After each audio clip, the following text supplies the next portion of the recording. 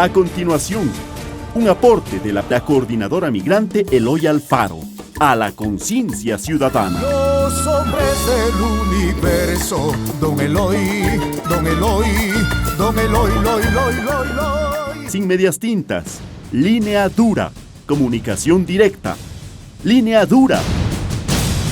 Para los hambrientos de información veraz. Línea dura, política sin labia, contenido informativo sin amague y sabidos sin máscara.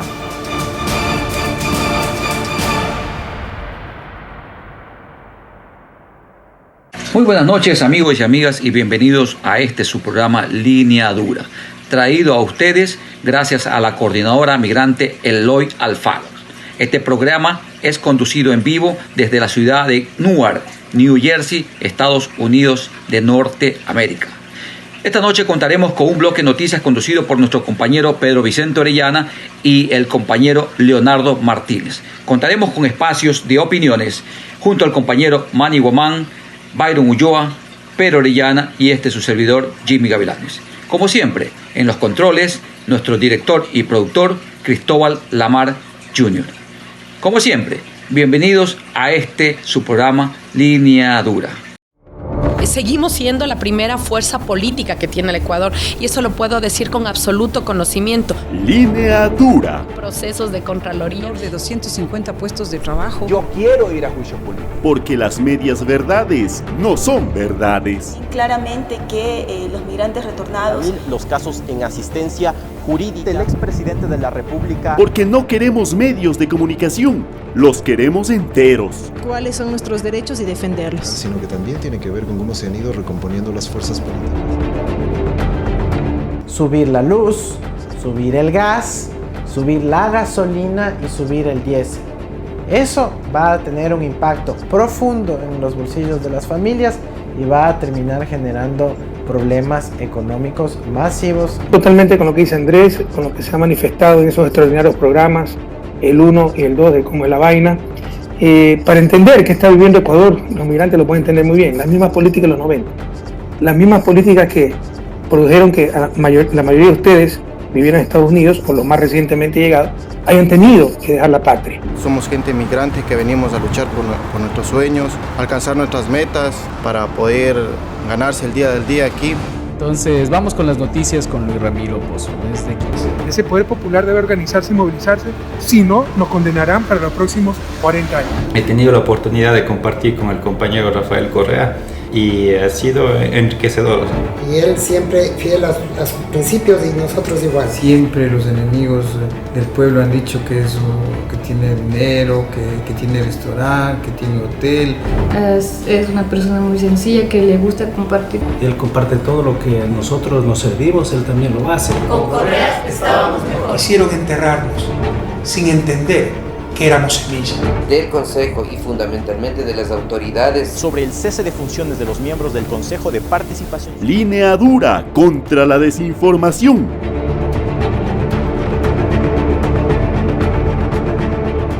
Esta gente que odia a Correa porque afectó en su momento sus poderes descomunales, a veces tan oscuros y tan desconocidos, pues no quieren verle solamente preso a Correa. Hay gente que quiere verle muerto. Y lo de línea dura, qué buena idea, porque el combate está en la comunicación. Estos tipos no han podido hacer todo lo que han hecho y la oposición durante años a mi gobierno no fueron partidos de derecha, fueron sus medios de comunicación. Debemos crear comunicación alternativa, así que qué buena idea que hay de línea dura. Conozco el trabajo, es maravilloso, a seguir adelante. Un fuerte abrazo y muchísimas gracias. Es su servidor Jimmy Gavilanes, nuevamente le da la más cordial bienvenida. Gracias por poder contar con su valiosa presencia. El tema a tratar esta noche es sobre la publicación el día domingo a las 10:38 de la noche de la sentencia por parte del tribunal integrado por los jueces Iván Saquicela, Marcos Rodríguez e Iván León, ratificando la sentencia que fue dictada el día 7 de abril. Sí, aquel día martes en el que se llamó se convocó de manera ilegal a todas las partes o sujetos procesales en el caso Soborno 2012-2016, arriesgando inclusive la vida de estos ya cuando estamos atravesando o en medio de una pandemia que estaba azotando y golpeando especialmente a la ciudad de Guayaquil.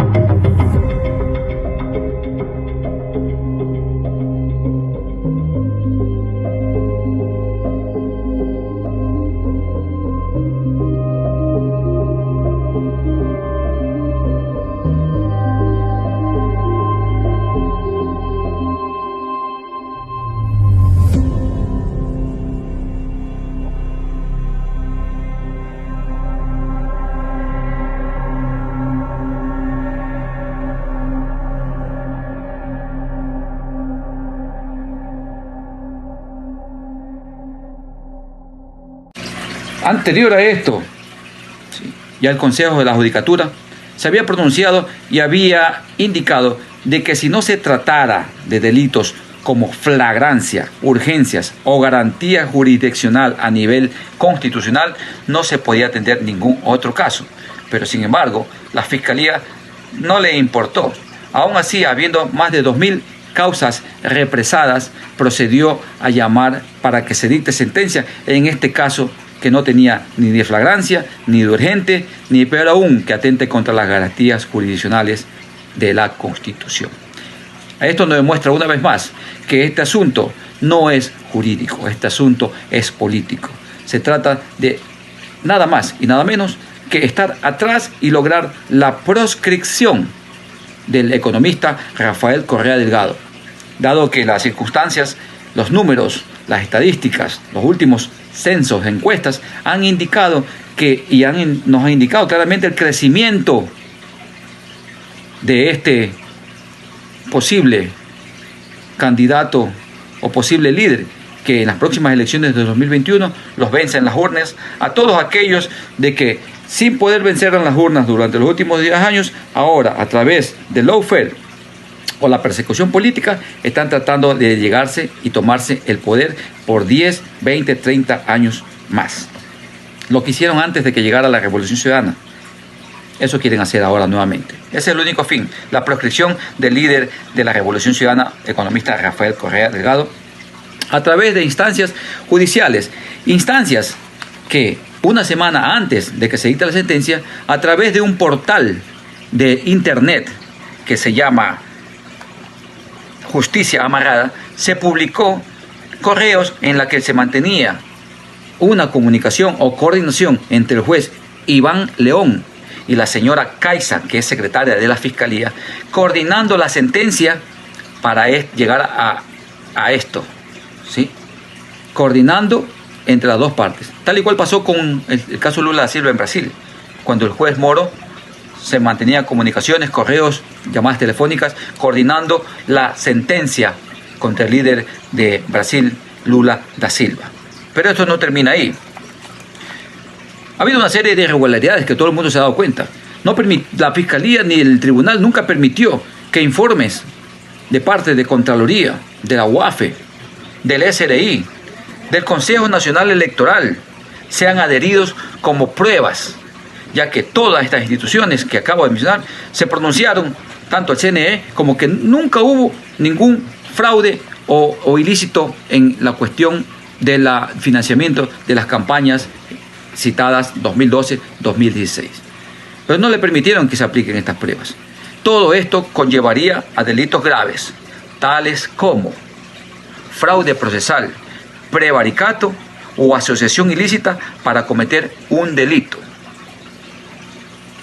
Estos delitos pueden llevar a los perseguidores actuales a volverse perseguidos en el próximo gobierno o en el que venga, por todo estas violaciones que se han dado durante este y otros procesos más que serían parte de otro tema.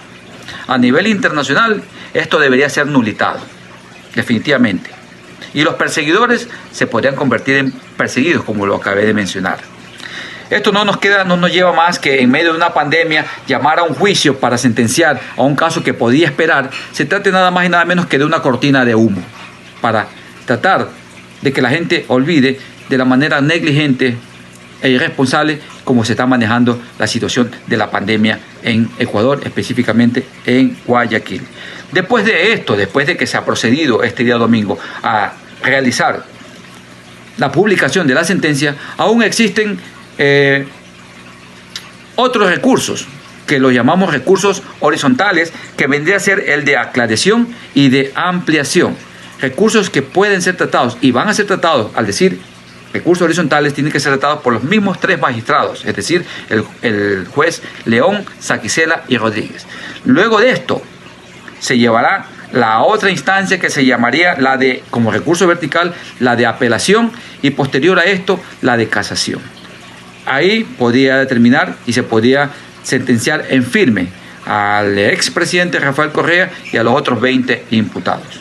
Esto no se trata nada menos y nada más que una vil persecución política con el único ánimo, nuevamente repito, de proscribir la participación política del único líder que logró una transformación que nadie logró hacerla en todo el tiempo de democracia que vivimos, desde que volvimos de la última dictadura, desde el año 79.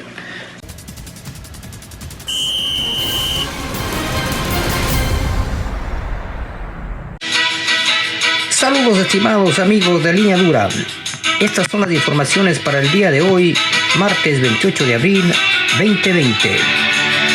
El FUD convoca a un cacerolazo por el Día del Trabajo y el rechazo a las medidas económicas tomadas por el gobierno.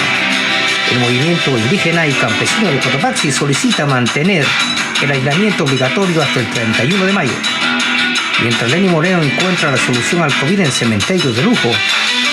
Además, unos 10 millones de ecuatorianos llegarán a contagiarse, según el ministro de Salud. Y a esto se suma, juez en Estados Unidos ordena a Trump la liberación inmediata de menores inmigrantes detenidos. Estas son las noticias al detalle. Este martes, en una rueda de prensa virtual, los dirigentes del FUD exhortaron a la ciudadanía a conmemorar la fecha con un cacerolazo desde las 12 horas e instalar una bandera roja con un listón negro en memoria de los fallecidos por la pandemia del coronavirus. Además de ser una manera de comunicar su rechazo al proyecto de ley humanitaria, esto da la posibilidad de salir a las calles por la medida sanitaria de aislamiento social que vive el país por la propagación del COVID. Las banderas rojas con el listón negro es un rechazo total a la ley, es por un chantaje de la oligarquía y del gobierno, sentenció Mesías Tatamoes, presidente del FUD, mientras José Villavicencio, vicepresidente del gremio sindicalista, expresó el rechazo al contrato emergente que se propone en la propuesta legal. Estamos en contra de las reformas laborales, señaló Villavicencio. Vamos a un 1 de mayo extraordinario donde no podemos gritar, pero haremos mediante las cacerolas sentir nuestra protesta. Los dirigentes del movimiento indígena y campesino de Cotopaxi piden a los alcaldes del país que se mantenga la cuarentena por la emergencia sanitaria. El pronunciamiento se hizo luego del anuncio del gobierno nacional de pasar del aislamiento al distanciamiento social con la aplicación del sistema de semáforos a partir del lunes 4 de mayo 2020. Esta decisión no corresponde a criterios técnicos ni a recomendaciones médicas, dijeron. Hay intereses de empresarios y políticos que están obligando a adoptar esta medida aseguró Leonidas Issa, presidente de la organización en Cotopaxi. Según Issa, el aislamiento obligatorio en cantones debe continuar hasta el próximo 31 de mayo 2020. El dirigente indicó que el sector rural recién empieza a registrarse casos de COVID. Además dijo que las autoridades del Ministerio de Salud Pública y los comités de operaciones de emergencia no han de conocer las cifras reales por las personas contagiadas y fallecidas por el coronavirus. Con un seguro rechazo, la ciudadanía opuso a esto a la propuesta de Lenín Moreno en los Campos Santos, con una frase que dice: ten la seguridad que tus seres queridos tendrán el descanso que merecen, dice la publicidad que lanzó a mediodía el 27 de abril el gobierno del presidente Lenín Moreno. La promesa, un campo santo especialmente preparado para los ciudadanos, puede visitar a familiares que perdieron a causa del coronavirus, ha disgustado a la ciudadanía. Con el nombre de Campo Santo, el gobierno nacional busca dar soluciones a la emergencia sanitaria y no solo fue lanzado por las redes sociales oficiales del Ejecutivo a través de la Secretaría General de Presidencia, sino que además invirtieron dinero para pautarlo y así llegue a más ciudadanos. Sin embargo, las críticas no pararon. En redes sociales, ciudadanos y expertos mostraron su descontento por la ligereza con que el Ejecutivo toma la muerte de los ecuatorianos. Según la opinión del catedrático y comunicador Hernán Reyes, es una acción totalmente fuera de lugar y carece de criterio. Por otra parte, no cree que el spot debió generarse por orden del nuevo secretario de Comunicación, Gustavo Is, pero que dar la orden de publicar el video vino de la SECOM. La pregunta es: ¿cuánto costó la realización de este video en plena emergencia? ¿Quién se responsabiliza de este mensaje? Y en otras palabras, ¿quién da la cara? Se preguntan los ecuatorianos. Y para terminar, la juez federal que supervisa el acuerdo de 1997, que vela por el cuidado de los menores migrantes en los centros de detención estadounidenses, ordenó a la administración de Trump que pusiera en libertad a los niños y adolescentes que tuvieron bajo su custodia. El juez observó que una vez más los funcionarios migratorios están violando la ley al tener a menores detenidos más del tiempo estipulado. La jueza Dolly G. de la Corte Federal del Distrito de Los Ángeles halló que tanto el Servicio de Migración y Control de Aduanas, por sus siglas en inglés ICE, como la Oficina de Reubicación de Refugiados están violando el Acuerdo Flores durante la pandemia del coronavirus y por distintas razones. La primera agencia es que se detiene entre 2 o 3 familias de migrantes con niños. A la segunda es la encargada de cuestionar a menores no acompañados. G lleva años denunciando las violaciones de partes del acuerdo en el que han ocurrido o incurrido varias administraciones. La principal de ellas es el requisito de que los niños sean puestos en libertad sin demoras innecesarias. Sin embargo, en esta ocasión la jueza expuso el riesgo a que se exponen los detenidos durante la actual pandemia, que se ha cobrado 54.865 vidas en Estados Unidos, según la Universidad de Johns Hopkins. En órdenes anteriores, G se ha referido a los centros de detención de inmigrantes como focos de atención. Estas son las noticias. Adelante, estudios. Buenas tardes. A continuación, el personaje del día.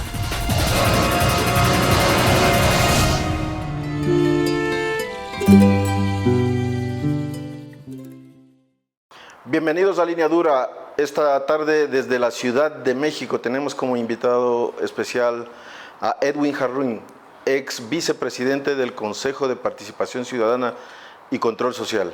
Muy buenas tardes, Edwin, bienvenidos a este emprendimiento migrante.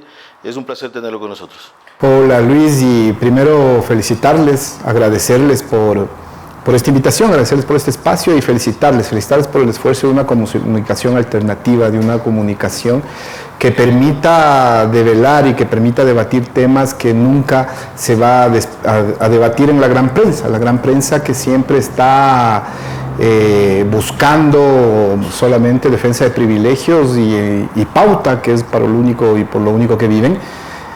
Felicitarles porque conozco y sé de lo complicado y lo difícil que es sostener un espacio de comunicación alternativo, y no solamente por la presión, no solamente por el acoso, no solamente por eso, sino también porque el sostenerlo con un trabajo voluntario de ánimo, de militancia realmente en la comunicación, es un hecho que hay que reconocerlo de manera permanente, ¿no? Y enviar un saludo a todos los compatriotas, a todos los suramericanos ya sea en sus países o ya sea migrantes, enviarles un abrazo afectuoso desde aquí, desde la Ciudad de México.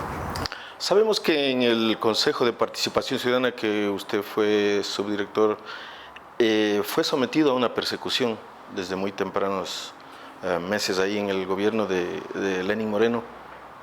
¿Qué es lo que pasó? ¿Por qué el gobierno empezó a tomar desde el principio algo que yo considero que ellos veían como una institución a cooptar, que era la llave para empezar a que sea la persecución un poco más fuerte? Mira, contextualizar un poco, la Constitución del 2008 entrega, y lo dice de manera textual, ¿no? Y es el concepto de fondo que transforma la realidad del Ecuador, o pretende transformar la realidad del Ecuador, cuando te dice que el poder radica en el pueblo. Y de ahí que el Estado ecuatoriano se determina que no está organizado por 3 poderes, como normalmente se organizan los estados, ¿no? Y dicen, no, el poder radica en el pueblo, entonces el Estado se organiza por funciones. Pero además de eso vamos a generar una función específica que tenga que ver con lo que significa la participación ciudadana, con lo que significa el control social, con lo que significa la transparencia, vista desde la construcción de una sociedad donde tenemos un pacto social de transparencia con un ciudadano empoderado, con un ciudadano que ya no solamente asume como única responsabilidad el ir cada llamado a un proceso electoral a dejar su voto, sino que decide participar, es decir, pasar de una democracia representativa a una democracia participativa. Ese es el hecho fundamental de la Constitución del 2008.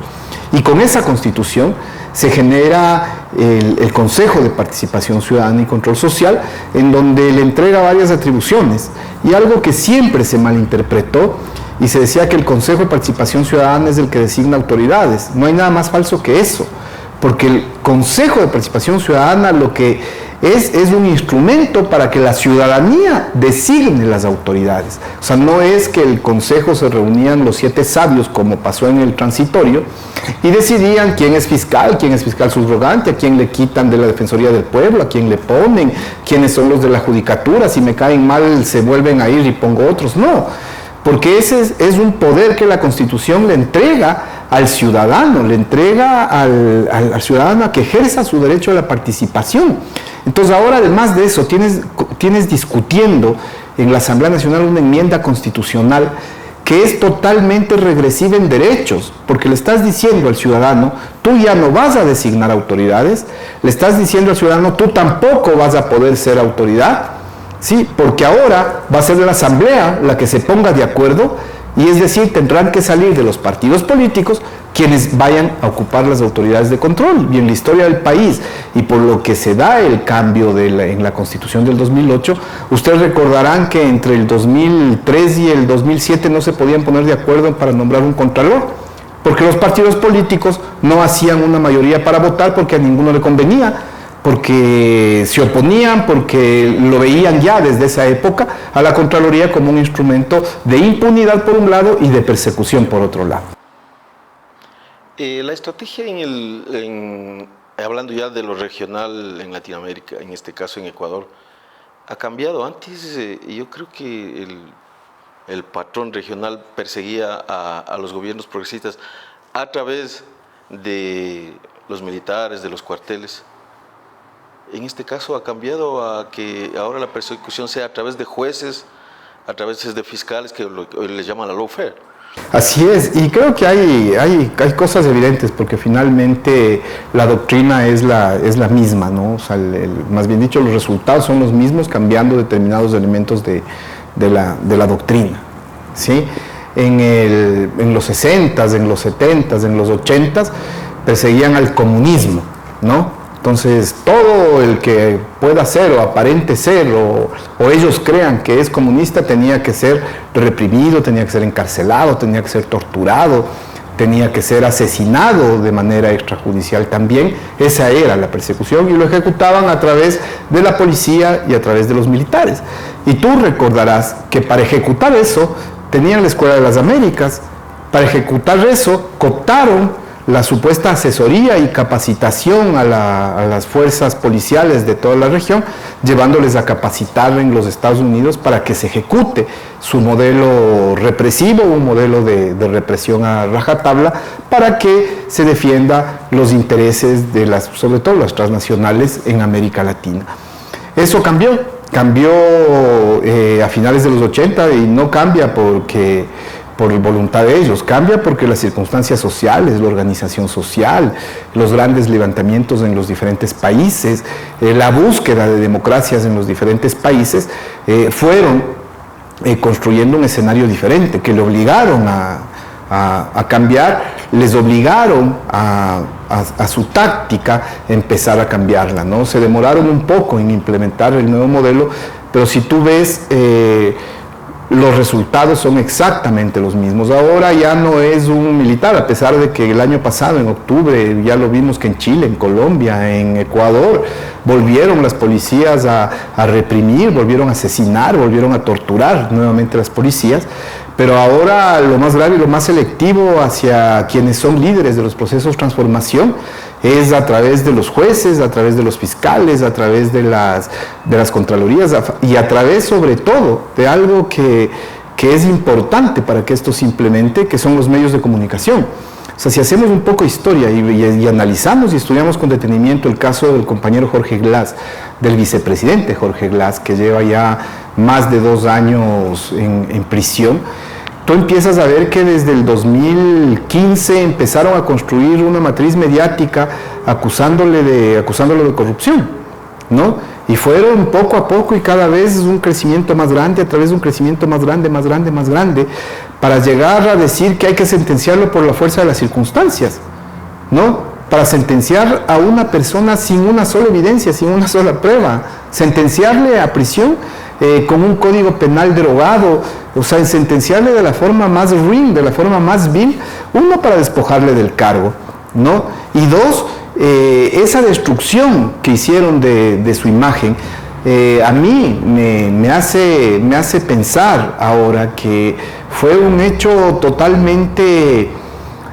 organizado por quienes ya veían que Lenín Moreno y por quienes empujaban que Lenín Moreno sea el candidato, ¿no? Porque finalmente, si la imagen de Jorge Glass no destruían los medios de comunicación como lo destruyeron, Jorge Glass sería el presidente del Ecuador y continuaríamos el camino de la Revolución Ciudadana, pero fueron los medios de comunicación los que llevaron a destruir su imagen, a destruir su honra.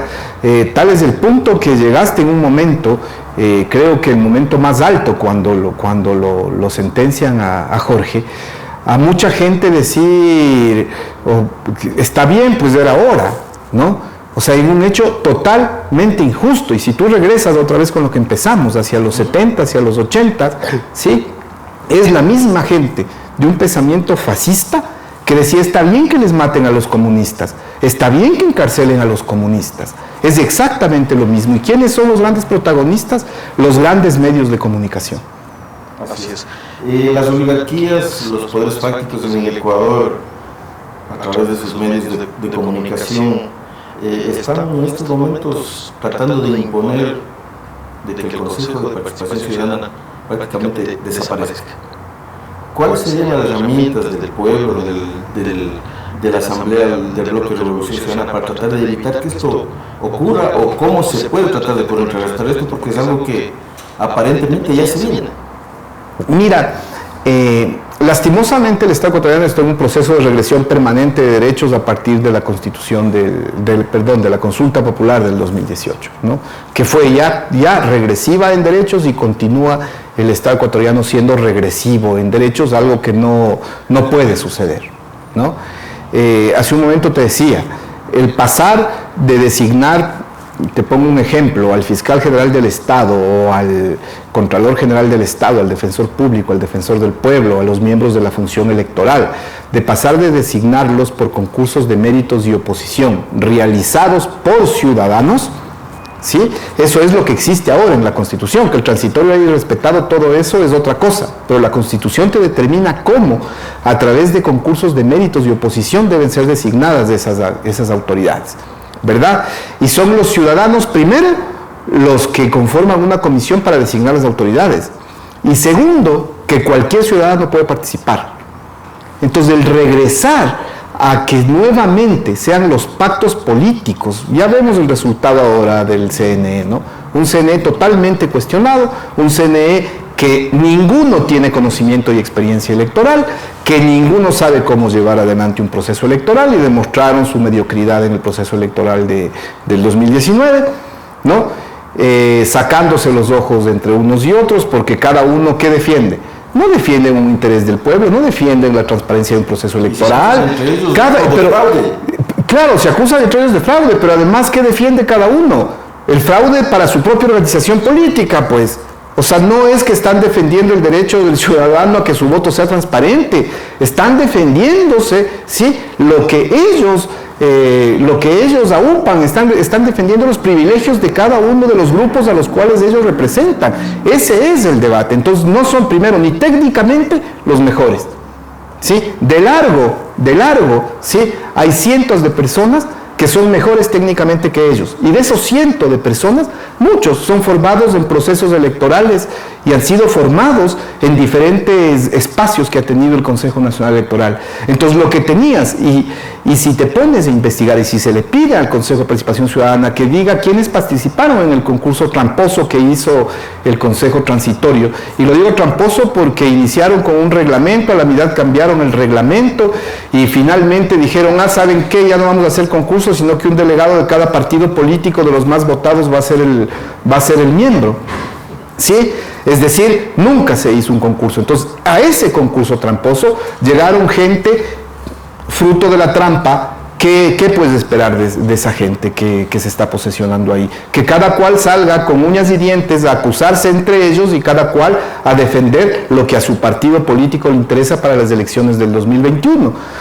Y si vuelvo a la idea que te planteaba aquí, si tú ves quiénes concursaron, vas a encontrar expedientes de gente que tiene formación en procesos electorales, que tiene especializaciones en temas electorales, que han tenido muchas observaciones electorales, que de largo eran mucho mejor que cualquiera de los 5 que son ahora, ¿sí? Y sin embargo fueron descalificados en la primera ronda porque simplemente no eran parte de los amigos del Trujillato. Ante la cercanía de las elecciones en el 21, ¿cuál sería tu panorama? ¿Cómo lo ves? ¿Cómo se viene de acuerdo a las fuerzas que en este momento están siendo preponderantes, la derecha, Revolución Ciudadana? ¿Cómo vemos? Porque también, si hablábamos del Consejo Nacional Electoral, vemos que hasta cierto punto es muy cuestionable la labor que van a tener por lo que han tenido anteriormente. Y pues se viene una lucha bien fuerte, sobre todo para el progresismo en estas elecciones. Mira, yo te voy a plantear desde el lado pesimista y desde el lado optimista, ¿ya? ¿Cuál es el lado pesimista que te lo planteo? Que nosotros como Revolución Ciudadana, nosotros como un proceso progresista que hemos demostrado consecuencia, que hemos demostrado coherencia, nos temen demasiado. De ahí la persecución, de ahí el acoso, de ahí no es coincidencia que gran parte de la cabeza de la Revolución Ciudadana esté afuera del país o esté amenazada por ser encarcelada, o que hayan estado en la cárcel hasta hace pocos meses, ¿no? No es coincidencia, ¿sí? Nos temen, tienen mucho temor. Y en mi análisis pesimista que te decía es que desde parte de las élites, de parte de la oligarquía, ¿no? Lo veo muy difícil que, a pesar de que vamos a ganarles en las urnas y ganemos en las urnas, nos dejen ejercer el poder. Por eso es una pelea tan grande por el CNE, ¿sí? Porque si no nos ganan como no nos van a ganar, seguramente harán fraude, seguramente harán algo similar a lo que hicieron en Bolivia, seguramente se volverán a acusar entre ellos 5 de que cada uno es más tramposo que otro y que el uno hizo fraude contra el otro y el otro contra el otro, y será un proceso extremadamente caótico que no nos dejarán ejercer el poder. Ese es desde mi análisis pesimista. Y desde mi análisis optimista, vamos a ganar, ¿no? Y va a depender mucho por cuánto ganemos, va a depender mucho de cuánto realmente el ciudadano o la ciudadanía en su conjunto se empodere a defender sus derechos y a defender su voto. ¿Qué tan amplio que debería ser el frente amplio que se está planteando dentro del progresismo para ganar las elecciones? Mira, yo no sé si hay que discutir la amplitud del tema, ¿no? Yo creo que las tesis están puestas, las tesis están en el camino, ¿no? O sea, las tesis están en términos de decir buscamos una sociedad justa, ¿no? Buscamos la justicia social, buscamos la soberanía, buscamos tener independencia económica, ¿no? Buscamos la construcción y la integración latinoamericana, buscamos una política económica que esté basada en el conocimiento más que en los recursos naturales, buscamos una sociedad basada en el conocimiento, buscamos pasar de ser un país de productor de materias primas a ser un país exportador de tecnología, de ser un país exportador de conocimiento. Creo que las tesis están ahí.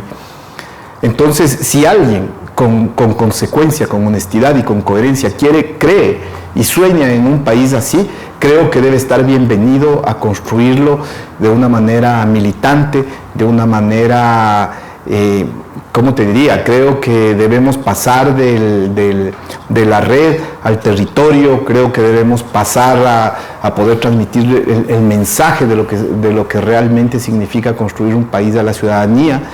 Y ese es el reto por hacerlo ahora, ¿no? Finalmente, Edwin, quisiera que le mandes un mensaje a nuestra gente, a nuestros migrantes en el área triestatal y en cualquier parte del mundo, y por supuesto a todos los ecuatorianos ante lo que se viene, ante el futuro inmediato. Bueno, primero a todos los hermanos migrantes, mandarles un fuerte abrazo, mandarles mi reconocimiento. He sido migrante yo también durante muchos años, sé lo que significa el desarraigo de la patria, el desarraigo del territorio, mandarles un abrazo grande, un reconocimiento y un agradecimiento, porque han sido los que han construido desde afuera patrias, han sido los que desde afuera han construido el país y fueron los que nos llevaron a soñar en el que el país podíamos transformarle.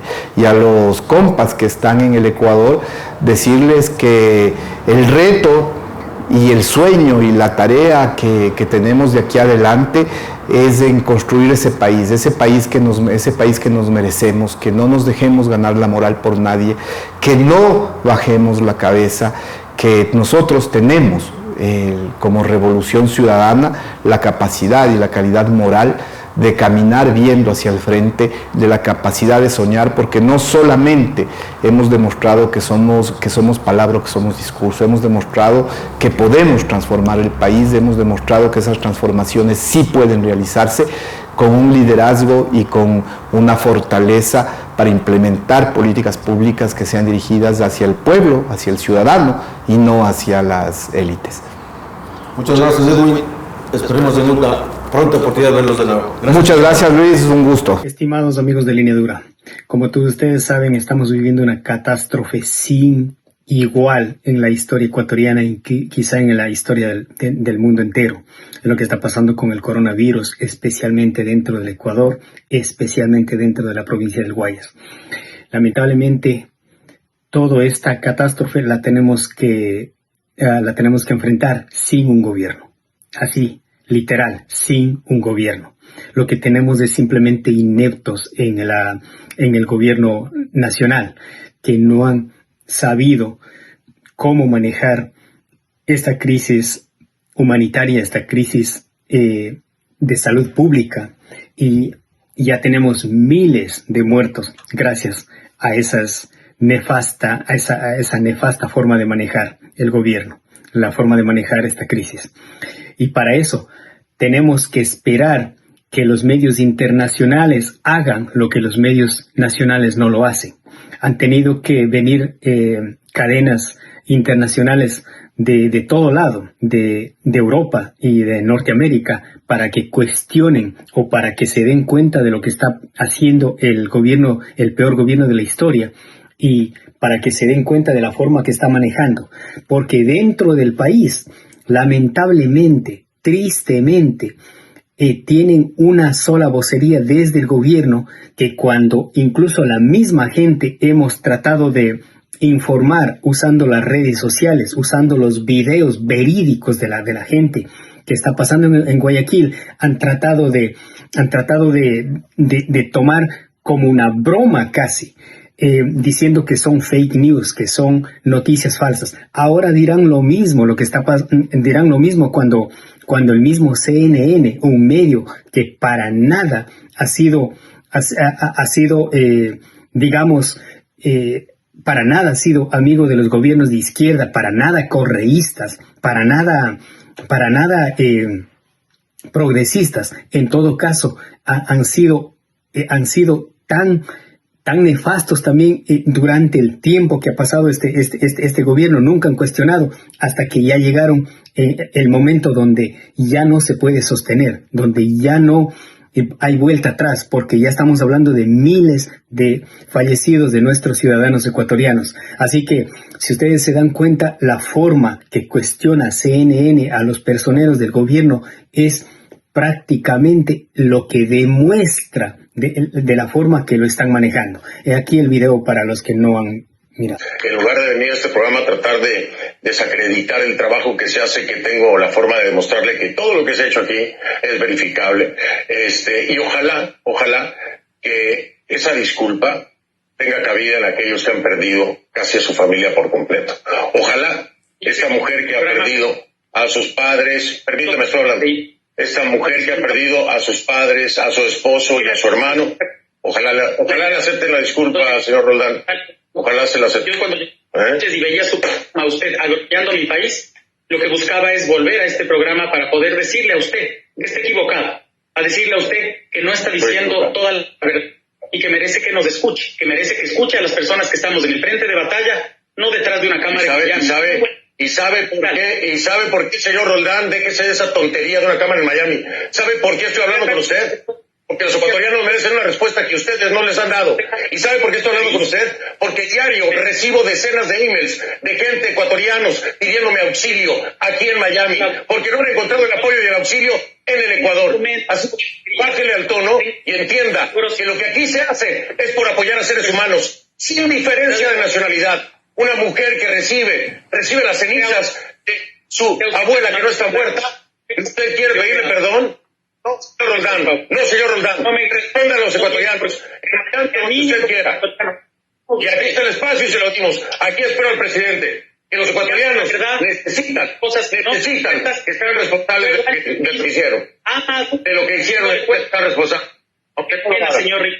Qué pena ver que le voy a mandar por el email que me mandan de mujeres, hombres ecuatorianos pidiendo auxilio, porque no se sienten apoyados. ¿Qué le responde? Para no nos quieran. Buenas noches, señor Roldán. Me voy. Buenas noches.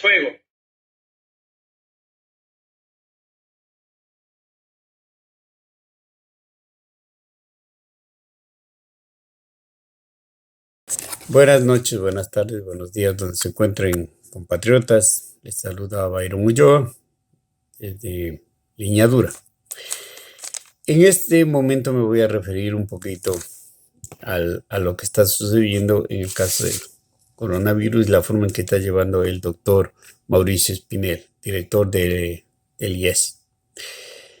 Bueno, para ponerle un poquito de sal a esta situación, nos estamos dando cuenta con la inoperancia del gobierno, empezando por sus actores como son Juan Sebastián Roldán y María Paula Romo, los cuales han sido desnudados por CNE y directamente por Freddy Rincón, un periodista que, bueno, ahora los llamarán correísta porque él siempre ha sido todo puesto a grabar, pero como les desnudó, les puso en claro las cosas, la inoperancia que ellos hacen, pues ahora ya debe ser correísta, eso es lógico.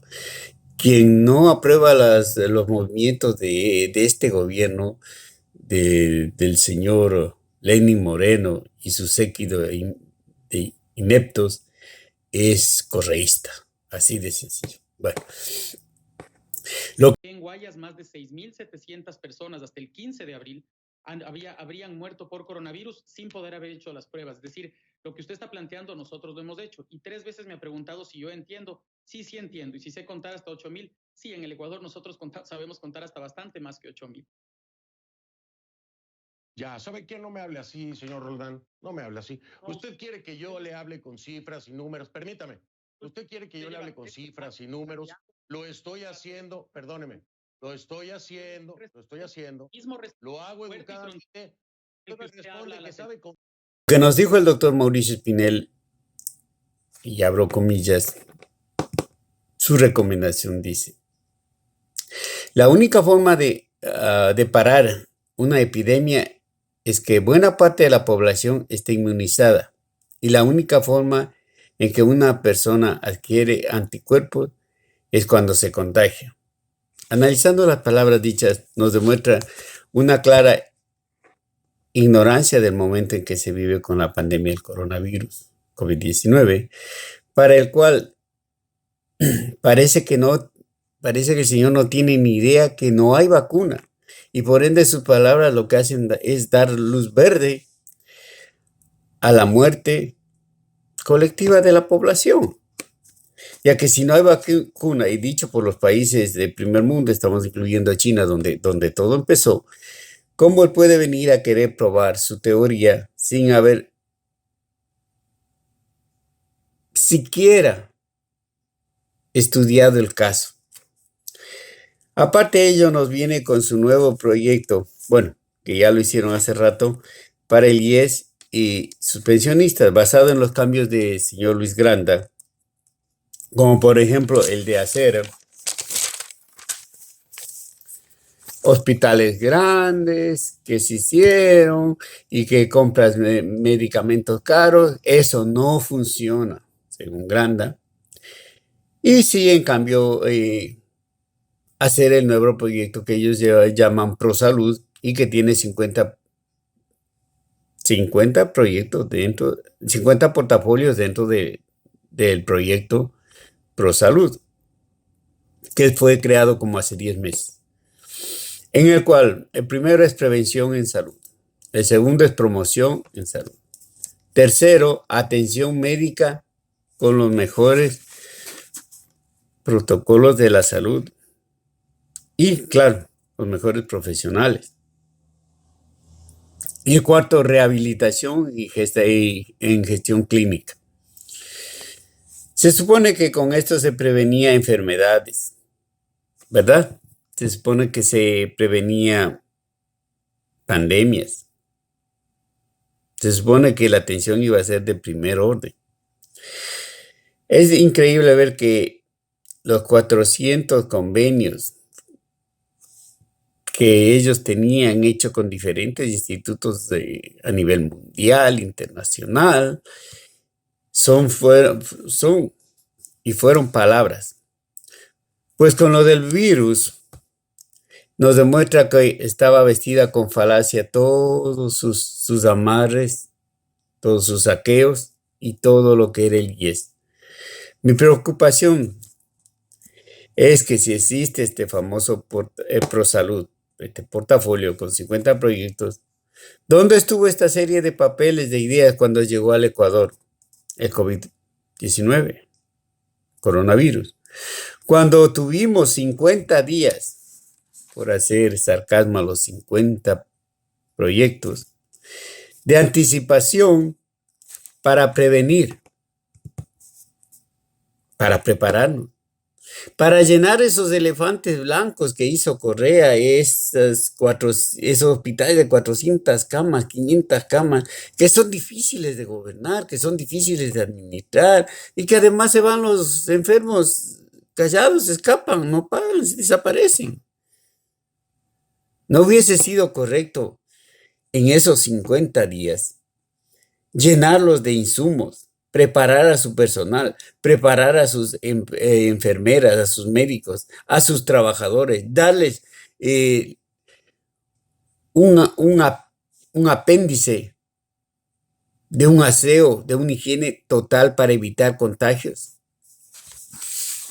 ¿Qué pasó cuando llegó el coronavirus? Nos desnudó, nos está acabando, nos está destruyendo. No existen insumos. Lo que existe es puras mentiras. Que se compraron 200,000 pruebas para verificar si una persona tiene coronavirus. Que se compraron 2,150,000. Que, por último, a nivel ya intelectual, se dieron tablets para pelear con el virus. Sí, vamos a pelear digitalmente, vamos a atacarles cibernéticamente, a lo mejor por ahí le ganamos. Qué falsedad. Y los medios locales, como siempre, tapando todas las sinvergüencerías de estas. Pero al ver que medios internacionales lo descubren, entonces ahora comienzan a sacar los pies, como dicen vulgarmente, tratan de bajarse la camioneta, tratan de desvincularse de este gobierno, tratan de salirse por un ladito. Es más, comienzan a mofarse de las frases dichas por muchos de nuestros directores. Una emergencia como la que estamos viviendo. El mundo no volverá a ser el mismo. El espacio de los que han partido no quedará vacío. Está intacta su memoria, sus semillas. Y ojalá todos hayamos entendido que sobre la codicia, el dinero y el capital siempre estará la vida. Que sobre los poderosos de turno están valientes médicos, resilientes enfermeros y enfermeras, los humildes llenando perchas, hermanos y hermanas cultivando campos. El momento del abrazo se acerca. Podremos sentir resurgir los sueños. Podremos construir un nuevo mundo, seguros de que la esperanza renace.